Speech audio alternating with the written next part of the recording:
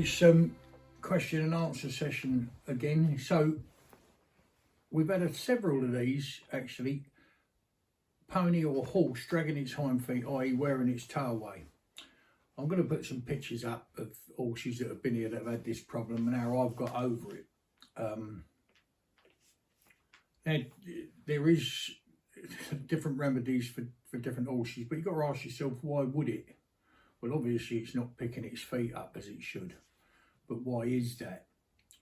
Now, these are things that I do. They are not what I'm telling you to do. The other thing of great importance is your farrier. You see, I'm of an age now where I grew up when there was still a lot of working horses in London. I mean, a lot of working horses.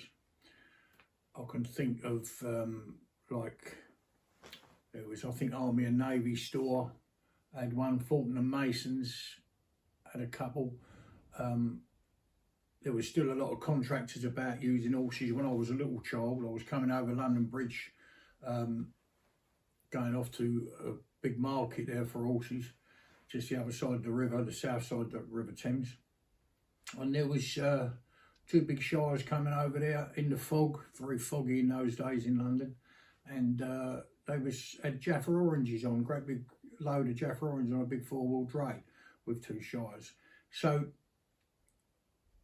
farriers then had to shoe all different types of horses and get their feet to fit properly.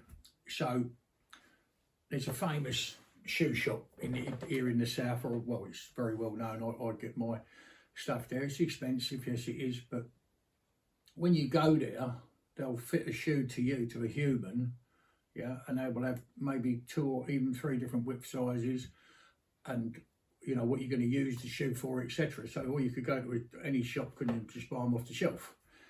Well, this day and age, horses don't do the mileage they used to do years ago. You speak to farriers today, they take the shoe off, it's barely worn. When horses come here and they're trained and they get up to a decent mileage, their shoes wear out. I mean, seriously wear out. So they're thin. There's nothing left of them really. So they need reshoeing. So what you've got to look at, why do they drag the toe? So we're going to have some shots put in with this film for you so you can have a look, so we can explain. Now, one thing my farrier does, which is Joe Rowe, and I would say, well, he's the best I've ever known in my lifetime. Maybe I've known 2 in my lifetime that had the interest, you know, real interest in their job to do it. So I'm just going to draw this upside down and then lift it up so you can see. So if we take the shoe, the conventional shoe, whether it's and the hoof coming up. So what happens is, this being the shoe here, so if I do that in black, that's the shoe coming along there, can you see? And what happens, they wear it away. Now sometimes they can wear it from here, yeah, so if I just draw a line there, look again, same thing, they'll wear it coming up this way. There's a little arrow there, can you see? And they'll wear it from the bottom of the shoe. Now what I've found is, or my farrier, when he'll make a shoe to go on there, if the horse doesn't have this type of shoe, it'll take the shoe off completely there, that's gone, worn away. We'll show you a picture of a pony that done it here. Several horses have done it. So what he will do, he'll roll the toe up like this. Now this is a slight exaggeration, obviously, to make the point, yeah? So it will shoe the horse like this, yeah? So that's your, and he'll probably put side clips on. Now, when that hoof comes down to the road, obviously the hoof's going to move more forward, go under the horse more. So he's not going to drag it. So if we look at this piece of paper, for instance, and I use this tabletop as, well, we'll take one piece over there, put it out of the way for a minute, and I'll just fold a bit of paper smaller, because this is hard to explain. A lot of these things, when we're doing this for you, you know, to a question and answer thing, is not easy to do, because I'm not there at the time looking at the horse's actual foot and saying to you what I would do. And anything I tell you is what I believe, what works for me. Don't mean to say it works for somebody else. That would be ridiculous, you know, to say that, right? So if I represent this as the horse's foot, yeah? So as he lifts his foot to take it forward and he drops it down, it comes down, his foot's back like this and drags, yeah? Drags across the ground. Now, why does he do that? Well, obviously, your vet would say to you, you know, if it's not a good thing to happen, just for the, you know, to be a concussion on the foot. It's not on the sole of the foot, it's up the toe. But they'll wear it right off. They'll wear it off, if I take that angle a bit more, like that. There, right? So they'll wear it off until that's square, like that. And that can be really bad. So what they're doing, they're hitting and dragging it like this. Yeah? There's the joint coming up here, and that's what they're doing. So what Joe will do, Joe Rowe, as I say, is a master at his job. No question doubt about that, loves his job. So he will roll that toe, so that when it comes down at this angle, it will clear the ground. Now, if that doesn't work, he might bring the shoe back and roll the toe. Now you'll see lots of horses, when you take the shoe off, the toe's worn away. The shoe's actually worn away like that. Instead of being flat, it's worn away like that. So obviously it's coming down like that, isn't it? So that's one thing. Now that is an experienced man, someone who's, you know, really dedicated to his job, loves his job. Farriers today don't get the work that they had before. You know, the horses just don't do the miles anymore like they used to years ago. You know, horses were doing, plenty of horses were doing 15, 20, 30 mile a day. Even delivery, you know, horses on a milk round would do a lot of miles. So therefore, they had a farrier that had to know his job and learnt more as he was shoeing these horses. You think, well, I'll roll the toe on that one, I'll try this, I'll set it back a bit. So that's one thing. The other thing I do, now I'm not telling you to do this, but if I'm really concerned, I'll ask the people, what did the vet say about this? Has the vet ever made a comment? I'll phone the vet up and speak to the vet. And then what I'll do is sometimes Joe will change the weight of the shoe. So he might use a much thicker shoe, or he could go the other way and use a much lighter shoe. So then what he's doing, the horse is picking up. He's got a bit more weight to pick up on his foot. So it's like you putting on a pair of, I don't know, old-fashioned hiking boots, if you like, or a pair of slippers.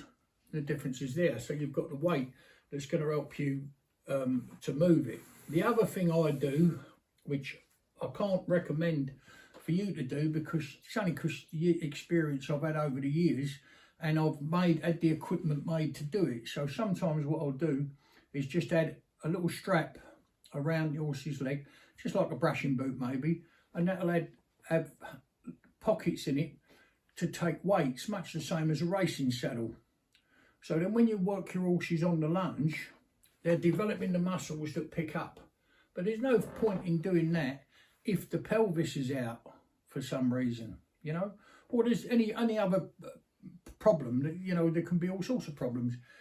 But then you obviously need a vet then. But if the vet says, look, I think this is it, obviously over poles is very good for that, to teach them to lift their legs. Like you lay your poles out, on a lunge ring, and you need a lot of poles, mind, and you trot them over.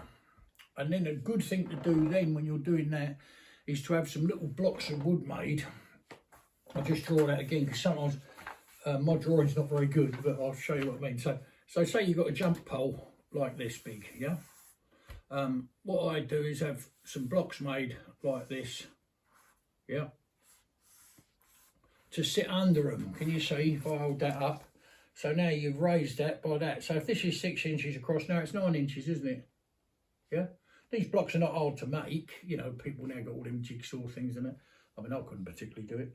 So that's your trot. So when you come over there lifting, and obviously you start off with smaller poles. So, but they're the things I do for that. Now also, as I say, we have these, we either made, you know, this is our job to do this and to get it right. So we have a very good vet, very good horse vet. And I will say this now, some vets are better at one things than others, I've found out in time. I know a man who's absolutely incredible with a cranium, the head and neck. I mean, he's dedicated his life to it. And he'll see things other vets don't see, and it could be the easiest of things.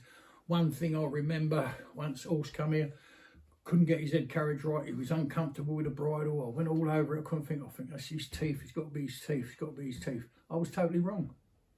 Weren't his teeth at all. And this lad come, run his hands over the horse's head, and he felt and pushed it before he even opened his mouth.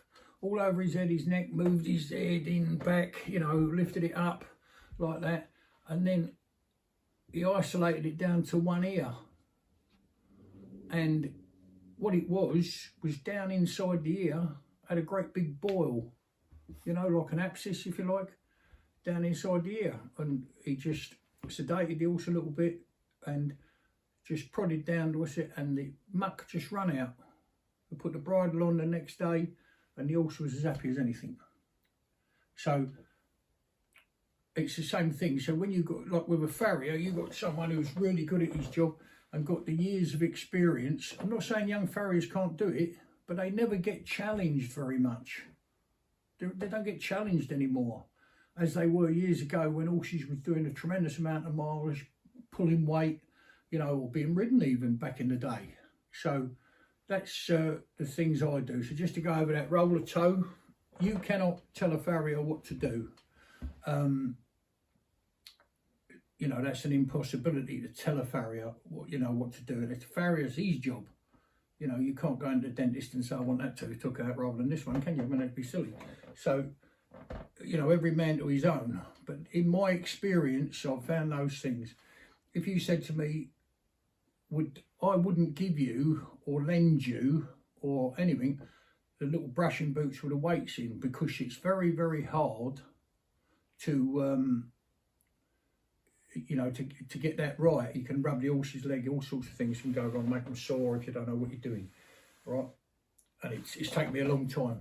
Okay, I hope that helps.